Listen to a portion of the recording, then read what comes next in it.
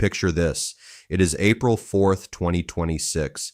Underground ammunition depots beneath Iran's largest naval base in the Persian Gulf begin to detonate in sequence. Secondary explosions ripple for hours through a mountain reinforced with layer upon layer of concrete and steel. The smoke rises high enough to be visible from orbit, and less than the length of a football pitch away from the site perimeter sits an operational nuclear reactor.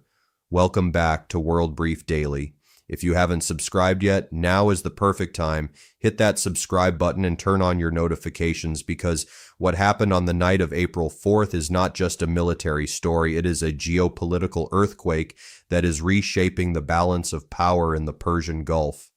And it will define the next chapter of the Iran crisis for years to come. We are talking about the strike on Bushehr, the hub of Iran's entire naval power projection in the Gulf. The backbone of Iran's Strait of Hormuz threat, the crown jewel of Iran's underground military doctrine, and the location where, for the first time in the modern era, military munitions detonated in close proximity to an operational nuclear power plant, close enough that the world's nuclear watchdog felt compelled to issue an emergency statement the following day. This is the full picture, every dimension, every implication. Stay with us. Let's start with what Bushehr actually is, because if you don't understand its strategic weight, you cannot understand why this strike matters so profoundly. Bushehr is a port city on the southwestern coast of Iran, directly facing the Persian Gulf. The naval base there serves as the main operational hub for the Islamic Revolutionary Guard Corps Navy, the naval arm of Iran's most powerful military institution. It is home to Iran's fast attack boat fleet and serves as the command and logistics spine for the IRGC's maritime strategy in the region. But Bushehr is much more than a naval pier and a few patrol boats. Beneath the base lies a massive tunnel complex carved directly into the mountain itself, reinforced with layers of concrete and steel, multiple entry and exit points, emergency evacuation systems, automated rail networks for moving ammunition, temperature and humidity control to preserve missiles and equipment. This is not a storage warehouse. It is a purpose-built underground military city designed specifically to survive conventional aerial bombardment and continue operating beneath the rubble of anything that might be dropped on it from above. Inside those tunnels, missile stockpiles, attack drone fleets, assembly lines, and the rapid rearmament systems that form the logistical backbone of Iran's asymmetric warfare strategy in the Gulf.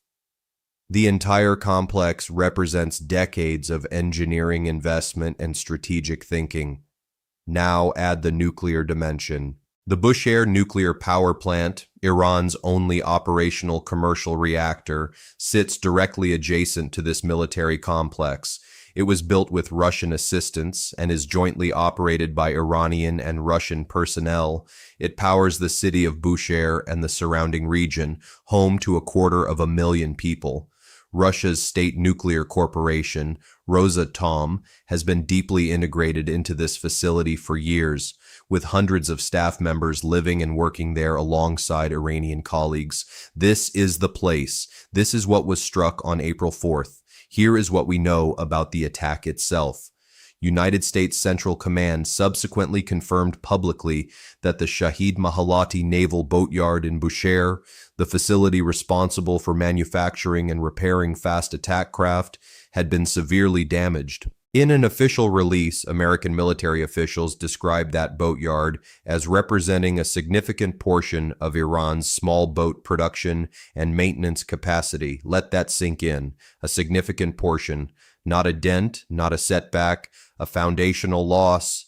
Open source satellite imagery and independent technical assessments reviewed in the days following the strike showed craters on the naval base's piers, damage to hangars, administrative buildings, and ammunition depots.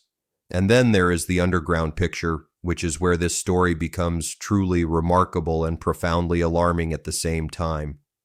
For decades, Iran's entire strategic logic rested on a simple but powerful premise. You cannot win a conventional air war against a technologically superior adversary, but go deep enough underground, reinforce with enough concrete and steel, and you become untouchable. Iranian state television had been broadcasting this message for years. Footage of missiles gliding along automated underground rails, rows of drones in brightly lit tunnel corridors. The message to the world was unmistakable: come and strike us. We will survive down here. Bushehr was the ultimate test of that claim. The secondary explosions that rang out for hours on April 4th tell a very different story. Independent satellite assessments and open-source intelligence accounts indicate that underground entrances and ventilation systems were targeted with precision. The resulting chain reaction detonated ammunition stored within the depot itself. Footage shows craters, partial collapses, and extensive structural disruption. Iranian media claim the damage was limited, but independent technical analysis points to a far broader scope of destruction. And critically, the engineering assessment here is stark. Repairing tunnels of this scale, carved through a mountain under comprehensive international sanctions without access to specialized equipment and materials, that is not a project measured in months. That is a project measured in years, possibly many years. Iran built those tunnels as a shield. On April 4th, that shield cracked. And here is where we need to ask the bigger question. If the Bushehr tunnels were breached to this extent, what does that mean for Iran's other underground facilities? Natanz, Fordo, scattered missile depots across the country. These are all products of the same doctrine. Each facility differs in depth, geology, and reinforcement level. We cannot project the Bushehr outcome identically onto every site, but the precedent has now been set. The assumption that underground infrastructure is untouchable has been fundamentally challenged. Advanced penetration munitions appear capable of breaching structures Iran designed specifically to withstand this kind of attack. Tehran may now need to reassess not just a single naval base, but the foundational logic of its entire defense architecture. That is a strategic reckoning of the first order. Now let's talk about the Strait of Hormuz, because this is the variable that governs everything. Roughly 20% of the world's oil and natural gas trade passes through that narrow waterway. Every oil tanker, every liquefied natural gas carrier bound from the Gulf to global markets has to squeeze through that choke point. For decades, Iran's capacity to threaten the strait has been the ultimate deterrent. The power to say to the world, push us too far, and we will close the tap on a fifth of global oil supply. The fast attack boats, the coastal defense missiles, the mine-laying operations, the attack drones, the coordination center for all of that capability was Bushehr. That equation has now changed. Following the April 4th strike, a noticeable decline in Iranian naval patrol activity in the Persian Gulf was observed by maritime analysts. This does not mean Iran has lost its Hormuz card entirely. It still possesses missile systems. It retains presence at other bases. Its proxy forces maintain operational reach, but the largest, most organized, most capable infrastructure supporting that threat has taken a severe blow. Iran's ability to play the Hormuz card as credibly and as rapidly as before has been fundamentally compromised, and this shift extends well beyond military assessments. Oil markets, marine insurance premiums, tanker routing decisions, regional investment strategies, all of these are priced on the risk level in the strait. Since the war erupted at the end of February 2026 with joint U.S. and Israeli strikes on Iran, the Gulf has been in deep disruption. Brent crude surged as the strait effectively closed to normal commerce. The April 4th attack added a new and volatile variable to that already combustible equation. More than 600 vessels were reported waiting in the region by mid-April, unable to transit freely. The economic fallout has rippled across every continent. But there is another layer to this story that cannot be overlooked, and it is the one that has alarmed the entire international community. The reactor. The Bushehr nuclear power plant was struck in the vicinity of its premises on multiple occasions during the conflict. Iran's Foreign Minister Abbas Araghchi confirmed publicly that the facility had been bombed or struck near its perimeter 4 times since the war erupted on February 28th. He criticized what he described as a disturbing lack of concern for nuclear safety from those conducting the strikes. The International Atomic Energy Agency's response was unambiguous. On April 4th, the agency confirmed it had been informed by Iranian officials that a projectile struck near the plant's premises, killing 1 member of the site's physical protection staff and causing damage to a building through shockwaves and fragments. The nuclear watchdog subsequently confirmed, through analysis of satellite imagery, that impacts from military strikes had occurred in close proximity to the Bushehr site, with the nearest measured at 75 meters from the site perimeter. Let that number register: 75 meters. That is shorter than the length of a competitive swimming pool is wide. That is the distance between a military strike and a live nuclear reactor containing enormous quantities of radioactive material. IAEA Director General Rafael Grossi expressed deep concern about the incident. He emphasized explicitly that nuclear power plant sites and nearby areas must never be attacked, noting that auxiliary buildings on nuclear sites may house vital safety equipment such as backup power systems, cooling infrastructure, and radiation monitoring hardware. He reiterated his call for maximum military restraint. He stressed the paramount importance of adhering to what the IAEA calls its 7 indispensable pillars, the framework for nuclear safety in conflict zones, which includes maintaining the physical integrity of reactors, securing off-site power supplies, protecting staff, and ensuring uninterrupted communication with the regulatory authority. The good news, and for now it is holding, is that no radiation leak has been detected. The IAEA confirmed no increase in radiation levels following the April 4th events. Continuous monitoring remains ongoing. But here is what cannot be overstated. The situation was described by the agency itself as very concerning, with the explicit acknowledgement that a radiological release with serious consequences cannot be ruled out. And then there is the Russian dimension. Rosatom, the Russian state nuclear corporation that cooperates the Bushehr plant alongside Iran, had already been withdrawing personnel as the conflict escalated. Following the April 4th strike, Rosatom's director announced the departure of buses from the Bushehr station, 198 people in the largest single evacuation wave since the war began. A third wave of evacuations, bringing the number of remaining Russian staff down to approximately 100. Rosatom's director characterized developments around the plant as unfolding in line with the worst-case scenario and stated plainly that the likelihood of nuclear risk was increasing with each passing day.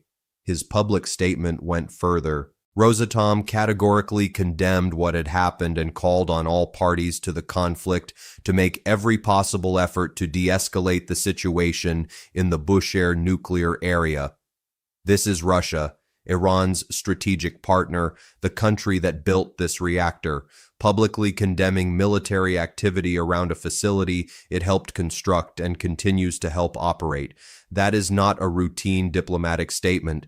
That is a significant signal about how seriously even Moscow views the nuclear risk threshold that has been approached. Iran's Foreign Minister Araghchi drew a pointed comparison that deserves serious attention.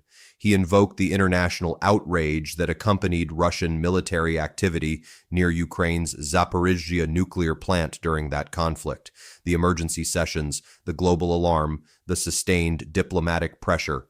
And he asked a direct question: why is that same outrage not being replicated here? The European Union, which was vocal about Zaporizhzhia, has been largely silent on Bushehr. That asymmetry is being noticed. It is fueling a legitimate and uncomfortable debate about whether nuclear safety standards are applied consistently in international law or whether they depend on who is doing the striking.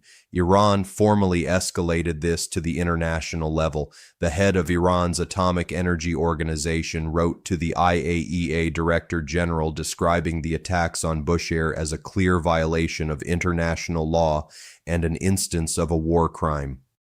The IAEA has already confirmed that Iran's heavy water production plant at Khandab, near Iraq, sustained severe damage in a late March strike and is no longer operational. Enrichment-related facilities across the country are being monitored. The entire constellation of Iran's declared nuclear infrastructure is now operating under the shadow of an active war. So what does all of this mean for the broader regional picture? For the Gulf states, Saudi Arabia, the UAE, Qatar, Kuwait, Bahrain, the degradation of Iran's Hormuz threat is, in the short term, a source of significant relief. A substantial portion of their oil and liquefied natural gas exports passes through that strait. Any reduction in Iran's capacity to close it translates directly into reduced risk premiums for their economies.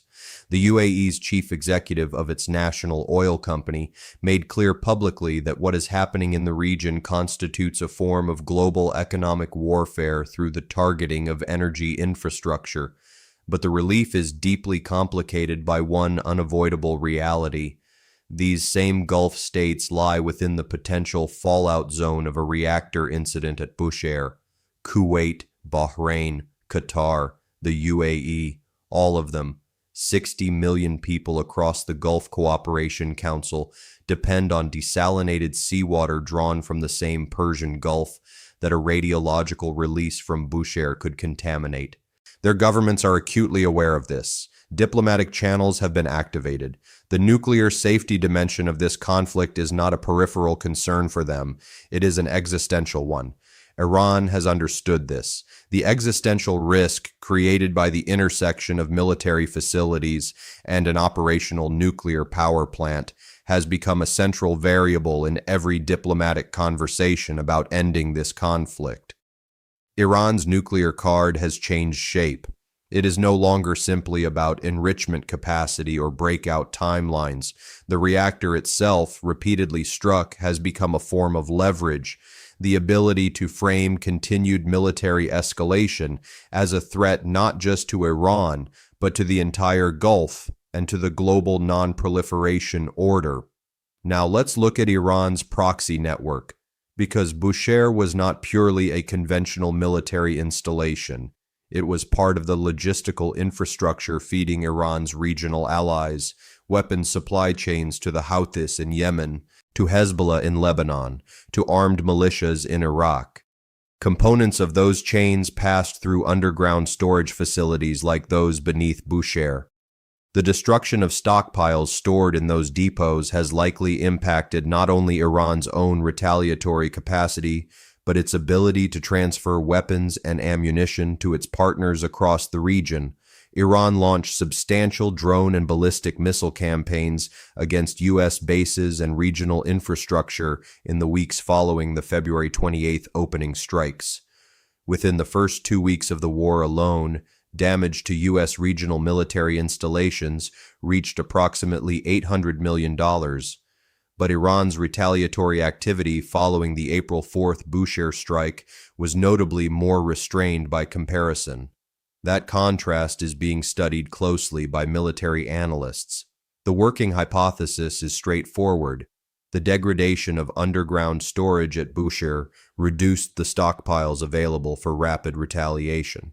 The operational tempo of Iran's proxy forces in coming weeks will provide further evidence about the true depth of that supply chain disruption.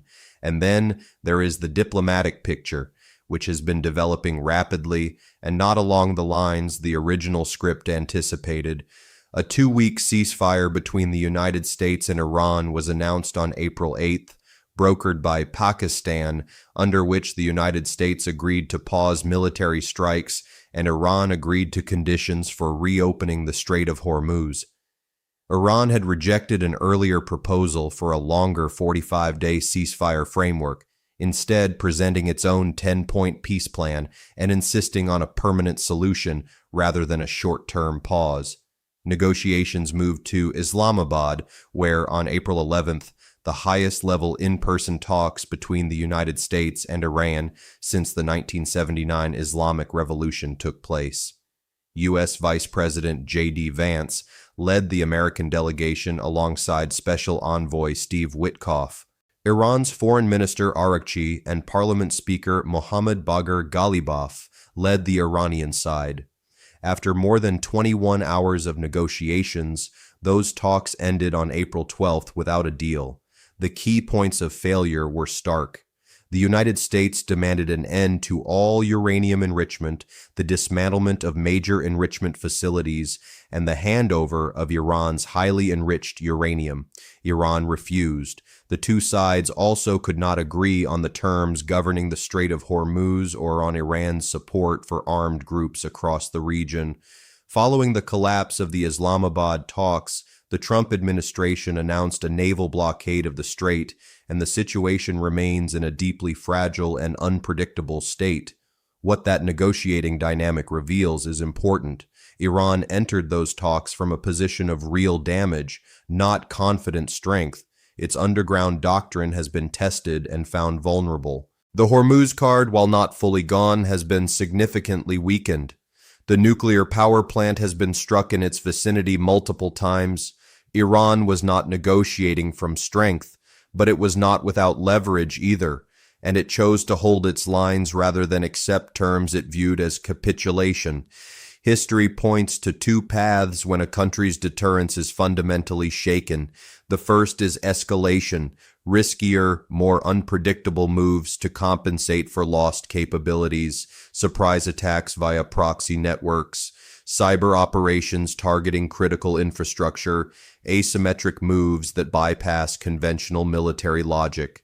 The second path is the negotiating table, accepting military realities while seeking a diplomatic exit before the remaining leverage erodes further. The Islamabad process suggested that negotiation was at least being seriously pursued, even if the first round produced no breakthrough. The situation remains deeply unstable. Israel has made clear that Lebanon is not part of any U.S.-Iran ceasefire framework and has continued operations there. Iran-backed militias in Iraq continue to launch drone attacks on American installations. The ceasefire, such as it is fragile, conditional, and contested on multiple fronts simultaneously. So let us be precise about what has been lost. First, the Hormuz card. Not eliminated, but severely diminished. The largest infrastructure supporting Iran's ability to threaten and execute a Hormuz closure has been struck. Iran can still threaten the strait from other positions, but the organized, rapid, high-volume naval capability centered at Bushehr has been compromised. The calculus for any future Hormuz threat has fundamentally changed. Second, the underground doctrine. The belief that what is buried deep enough is safe has been fractured. Advanced penetration munitions have demonstrated a capacity to breach structures Iran designed specifically to withstand conventional bombardment. This forces Tehran to reassess every facility built under that assumption, and that means most of its strategic military architecture. That is not a tactical setback, that is a doctrinal crisis. Third, the proxy supply chain. The destruction of underground stockpiles has likely degraded Iran's ability to arm and resupply its regional partners at previous rates. The operational tempo of those forces in coming months will tell much of the full story. Fourth, and perhaps most consequentially for the long-term diplomatic picture, the nuclear safety issue has been elevated to the very top of the international agenda. The risk of a radiological release from Bushehr is now a global concern, not merely a regional one. The IAEA, the United Nations Security Council, Russia, and every Gulf government are watching the reactor, and that watching has given Iran a form of leverage it did not choose but now possesses: the ability to frame continued military escalation as a threat not just to its own territory, but to the entire Gulf and to the global non-proliferation order. And there is one more dimension that deserves careful attention: time. Before April 2026, Iran could reasonably believe it had the capacity and the time horizon to rebuild its military presence in the Gulf. Sanctions slow things down, But time and engineering can overcome a great deal. That luxury appears to have been removed. The underground tunnel complex at Bushehr would take years to rebuild under optimal conditions. Under current sanction levels, without access to mountain engineering equipment and specialized materials, that timeline extends further still. The window for Iran to restore its pre-war naval posture in the Gulf, if it ever reopens, is measured in years, not months. The regional balance is shifting. Not just militarily, but economically, diplomatically, in terms of nuclear safety, and in terms of the foundational assumptions that have governed regional security for decades. The Bushehr strike has opened questions that will not close quickly, regardless of whether a durable settlement eventually emerges from the wreckage of the Islamabad process or from whatever comes after it. Will Iran ultimately choose prolonged confrontation or a negotiated path? The Islamabad talks established that Iran is willing to send its most senior officials to a table, but Iran has also demonstrated that it will not accept terms it views as surrender. How Tehran navigates that gap between its remaining leverage and its diminished capability will determine whether the Gulf sees de-escalation or a new and potentially far more dangerous wave of confrontation. What is certain is this. The doctrine of underground invincibility, the centerpiece of Iranian strategic planning for a generation, has been placed under serious question. Bushehr was the most visible, most dramatic, most consequential test of that doctrine. And on April 4th, 2026, the secondary explosions that echoed for hours through those mountain tunnels may well have been the sound of a strategic era coming to an end. We will continue to follow this story closely as events develop. This is not over, not even close. If this analysis gave you a clearer picture of one of the most complex and consequential conflicts of our time, then you know what to do. Subscribe to World Brief Daily, turn on your notifications, and stay with us because the next chapter of this story is already being written. Thanks for watching.